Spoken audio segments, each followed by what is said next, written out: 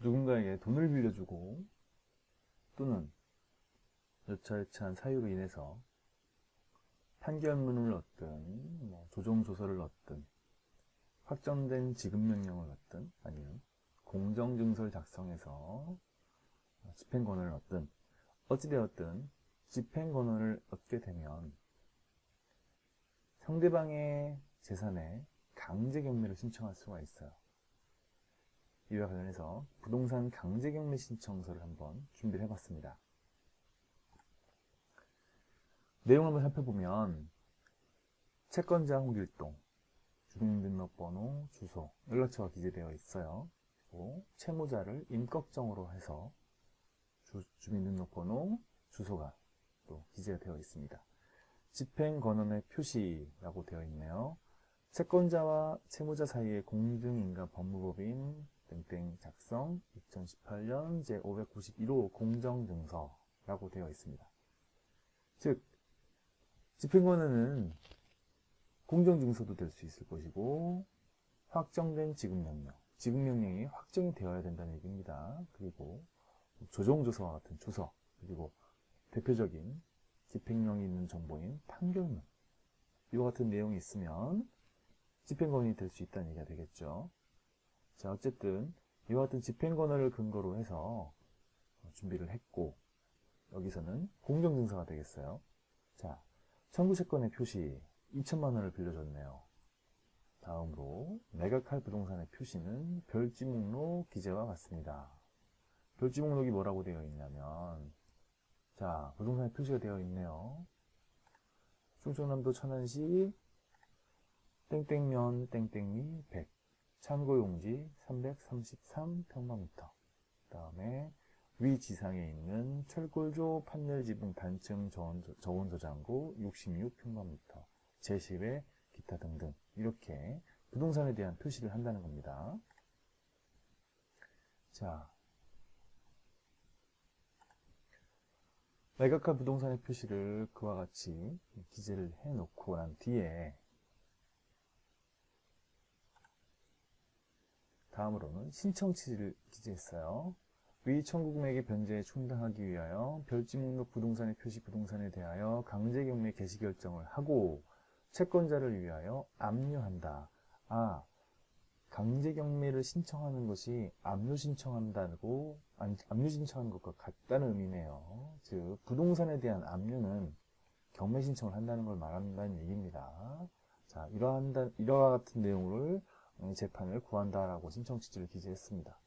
그리고 신청 이유는 채무자는 채권자에게 위 집행권한에 따라 위 청구 금액을 변제하여야 하는데 이를 이행하지 아니하므로 채무자 소유의 위 부동산에 대하여 강제경매를 신청합니다. 라고 그렇게 기재를 한다는 것이죠.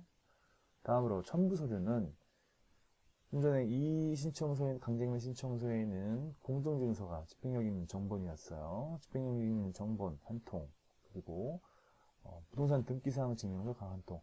조금 전에 봤던 부동산 표시에 보면 토지가 있었고 건물이 있었기 때문에 그 토지와 건물에 대한 부동산 등기사항 증명서가 필요하다는 얘기입니다. 자, 추가적으로 판결문과 같이 송달을 필요로 하는 정본의 경우에는 송달 증명서가 필요해요. 상대방이 송달이 되었다라는 그런 증명서를 추가적으로 제출해야 됩니다.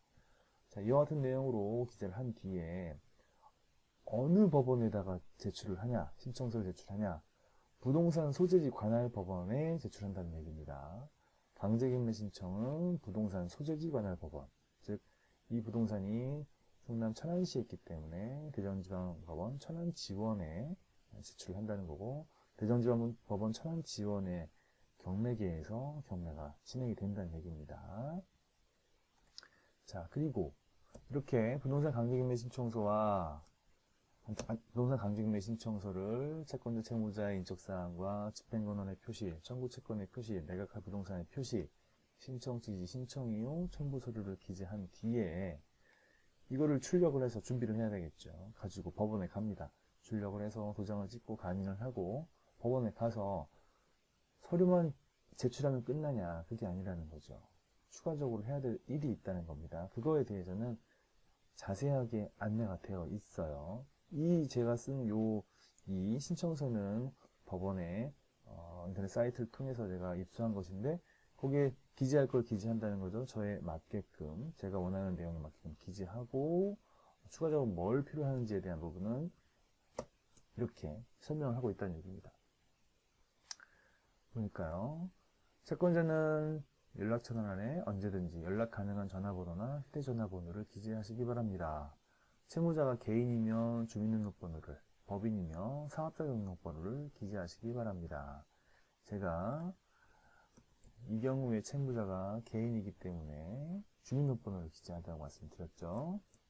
자, 이와 같이 개인의 경우에는 주민등록번호를 기재를 합니다. 그리고 이 신청서를 접수할 때는 신청서상의 이해관계인의 수에다가 3을 더해서 총 10회분의 송달료를 납부해야 되고, 집행비용이라 해서 이 비용은 예를 들어서 경매가 진행이 될 때 여러가지 발생하는 추가적인 비용이 있어요. 이거에 대한 부분은 예납이라는 걸 통해서 예납을 하고, 그것에 대한 남는 돈을 환급을 해줍니다. 어쨌든 이 비용은 접수 담당자에게 확인을 하라고 되어 있네요. 이거에 대해서 납부를 하고, 그 다음에 경매 신청인은 채권 금액의 1000분의 2에 해당하는 등록면허세와 그 등록면허세의 100분의 20에 해당하는 지방교육세를 납부해야 된다. 등록면허세와 지방교육세는 어디에 납부하느냐? 관할, 시청, 구청에서 납부를 합니다. 이렇게 납부를 진행하시면 되고, 다음으로 부동산 한 필지당 3,000원, 지금 두 건이 되니까 6,000원이 되겠죠. 등기 신청 수수료, 증지라고도 합니다. 이것을 또 같이 냅니다. 법원에 내에서, 법원의 은행에서 납부하시면 되는 거예요.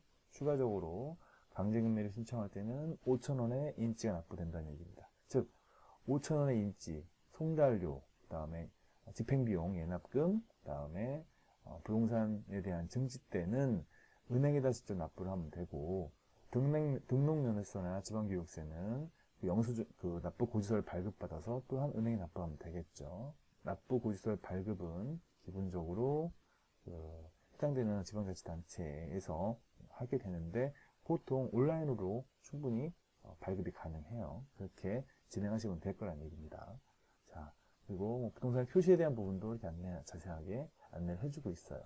어찌되었든 지금 이 케이스에서는 홍길동이라는 채권자가 임꺽정이라는 채무자에 대해서 집행권을 얻은 뒤에 임꺽정의 소유 부동산에 대해서 강제 경매를 신청함으로써 압류 절차를 개시할 수 있다라는 것입니다.